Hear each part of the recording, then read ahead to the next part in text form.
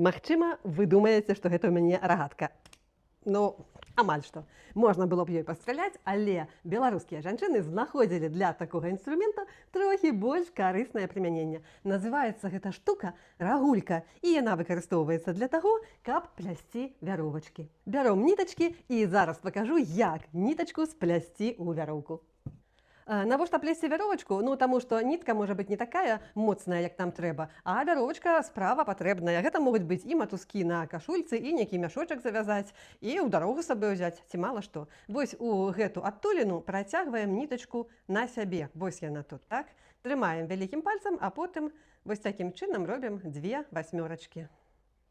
Вось, 2 такіх пятлі аказалася на кожным зубчыку нашай рагулькі. Потым ніжнюю пецельку бяром і перакідваем праз верхнюю. З гэтага боку таксама. Адсюль вазьму. Вось так.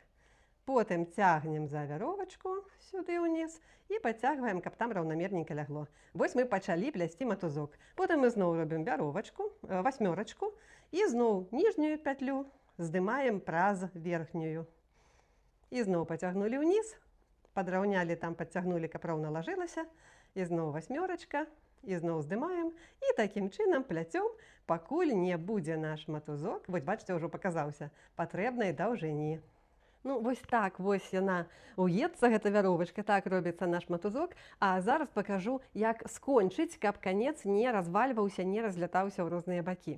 Вось у нас 2 пятлі, адзяваем іх на адзін зубчык, потым здымаем, нітачку абрэзваем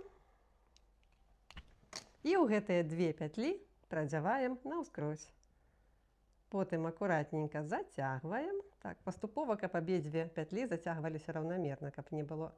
От, і ўсё. Вось такі вузельчык атрымаўся, вяровачка, матузочак моцненькі, добра трымаецца.